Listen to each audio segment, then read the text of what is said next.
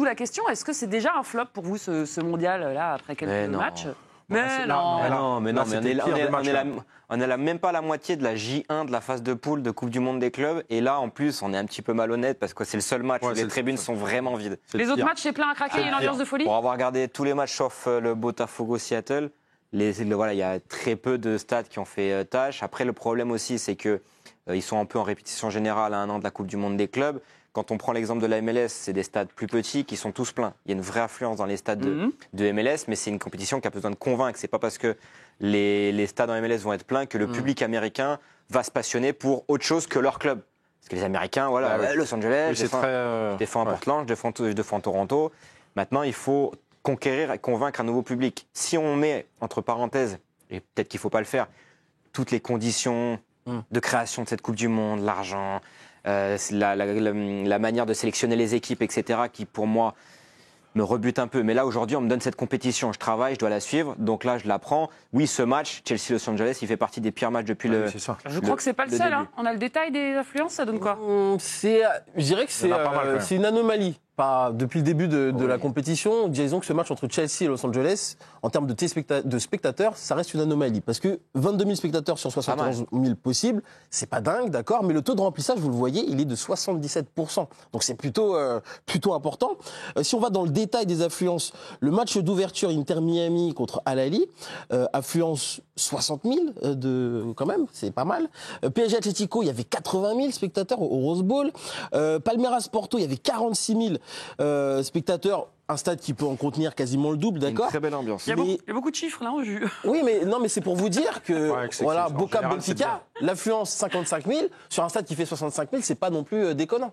C'est quoi le problème? C'est le lieu, les Américains, c'est pas leur culture, c'est le timing, c'est l'intérêt de la compète, c'est quoi? Je pense qu'il y a un... Pardon Pierre, il y a un problème aussi, c'est-à-dire que il y a un nivellement aussi des équipes, c'est-à-dire qu'il y a des équipes qui vont être très fortes et d'autres qui vont découvrir un peu d'autres continents à affronter, d'autres footballs à affronter, et du coup, il y a une grosse différence quand même quand tu vois le match du Bayern 10-0 contre Auckland, c'est pas vendeur pour la compétition, non. Mais ça veut dire que c'est pas assez compétitif. Mais c'est pas tous les matchs qui sont comme ça, donc tu peux pas faire de généralité, mais bon. Il y a eu des gros scores, c'était pas le seul. 4-0, c'était un PSG. Non mais après, c'est vrai. C'était pas contre. Non mais les joueurs étaient cramés peut-être. De l'Atlético en tout cas, par le PSG. Parce que je sais pas. Moi, je pense que vous négligez quand même pas mal de choses. Enfin, il y a le contexte. On est négligent. Non, mais je pense que le contexte politique aussi est particulier. Il faut savoir que les Sud-Américains sont des super fans de foot pour les États-Unis, la MLS, et ça contribue aussi à remplir les tribunes. Et vu le contexte actuel aux États-unis, il y a plein de visas qui ont été compliqués à distribuer aussi pour plein de supporters, et même pour des joueurs. Je pense qu'il y en a plein qui voulaient y aller en fait, et ils s'aperçoivent que c'est ultra compliqué déjà de rentrer et que c'est ultra dangereux aussi possiblement de rentrer aussi aux États-Unis. Donc je pense que ça met un gros coup au niveau des tribunes, et ces Sud-Américains sont contributeurs du foot, quoi. Faut regarder l'ambiance qu'il y a, et puis je vais pas en parler à Toto parce qu'il connaît, mais les ambiances qu'il y a au Brésil et en Amérique du Sud, c'est de la folie totale. Très loin là. Mais bien sûr, mais moi, c'est pas un problème de compète. Pour moi, c'est pas un problème de compète. Je trouve ça génial que justement on regroupe les plus grosses équipes des différents continents. 10-0. Ouais, mais on voit, mais là, c'est la vérité, en fait. On a déjà eu ça dans des Coupes du Monde. On peut plus dire, ouais, mais l'Europe, oui, on est les meilleurs. Je veux dire, on a le meilleur championnat, on a les meilleurs championnats du monde. Mais après, il faut le justifier. Je trouve que c'est un bon moyen aussi de voir comment d'autres échappent des tic-tac, si tu veux. Ah, mais c'est bon. Mais comment fonctionnent d'autres clubs dans d'autres continents, et le fait de voir un autre football. Moi, j'aime bien, moi. C'est peut-être les États-Unis le problème.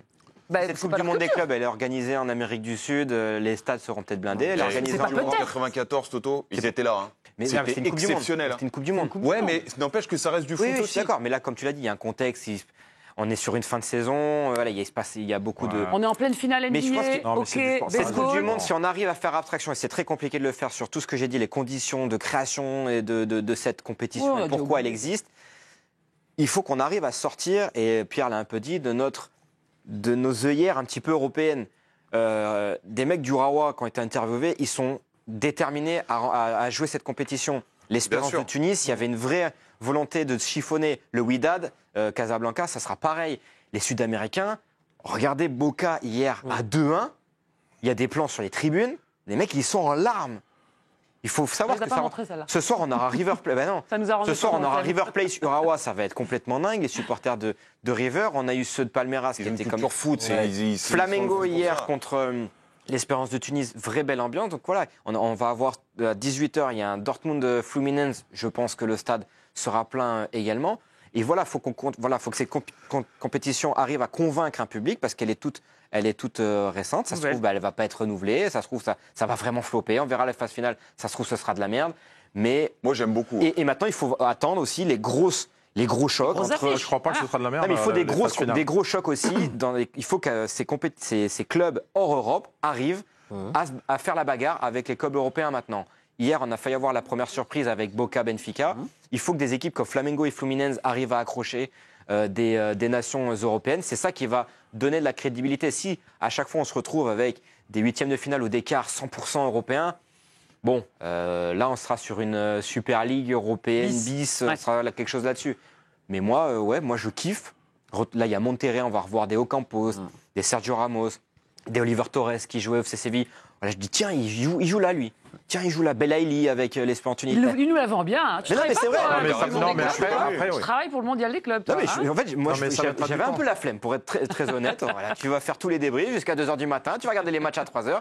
Et là, ok, il y a lui. Et en fait, j'arrive à trouver mon excitation. Il y a des matchs que j'ai kiffé à regarder. Le Palmeiras Porto, c'était un super match. C'était un 0-0. Énorme, Juju. Oui, c'est une réussite surtout financière, ce mondial des clubs. On parle d'1 milliard de dollars de droits TV. 1 milliard oui, c'est colossal. 2 milliards de dollars de revenus espérés par la FIFA. 50 millions de dollars pour chaque participant. 125 millions de dollars pour le vainqueur. Financièrement, cette compétition, en tout cas. Voilà, va faire du bien. Ah ouais, là. Mais il y a un vrai problème dans cette Coupe du Monde, par contre, c'est qu'elle est en face de la Gold Cup. Et ça me pose problème. La Gold Cup, c'est comme un euro. C'est que le continent. Pour la zone CONCACAF, l'Amérique du Nord. C'est comme un euro, en fait. C'est comme si on organise cette compétition pendant l'euro, mais que les joueurs de l'équipe de France, c'était au Real Madrid, etc. Eric, non, mais après, il faudra clarifier quand même le choix des équipes. Parce que on rappelle le choix des équipes, c'est les vainqueurs de chaque compétition nationale. Ligue des Champions. Sur les 4 dernières années, en fait. Il y a une race qui s'installe sur les 4 dernières années sur toutes les zones CONCACAF, CONMEBOL, CAF, etc. C'est légitime. Inter Miami, il y avait un vrai critère de sélection pour l'Inter Miami. C'était très important. Il fallait avoir Lionel Messi dans son équipe.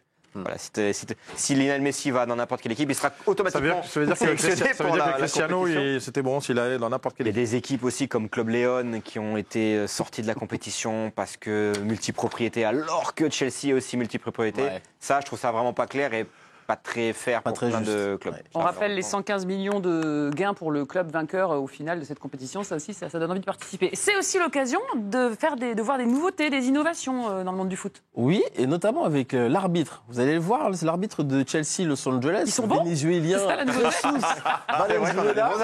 Il y avait une caméra embarquée sur l'arbitre du match.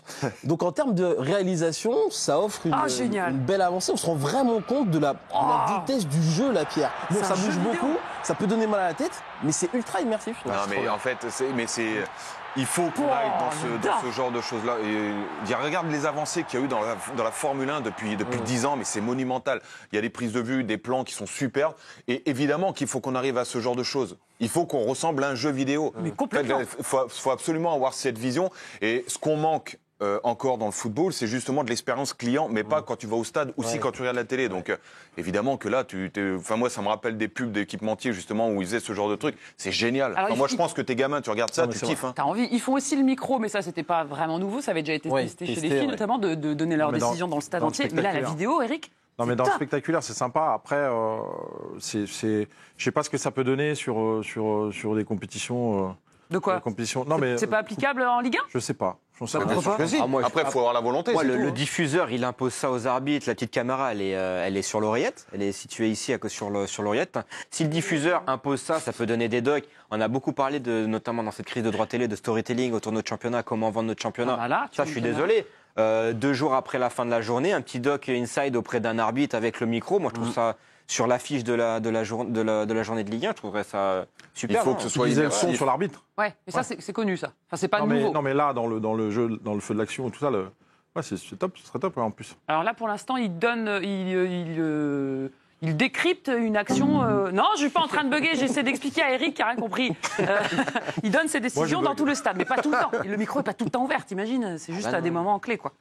Bon, Non, mais quand prochain t'as la match, caméra, ce serait intéressant. Sur les décisions de VAR. Ouais, exactement. Quand t'as la caméra, Prochain match pour le PSG, on rappelle, ce sera face à Botafogo dans la nuit de jeudi à vendredi. On va sur la planète foot, les copains? Allons-y. Tous ensemble.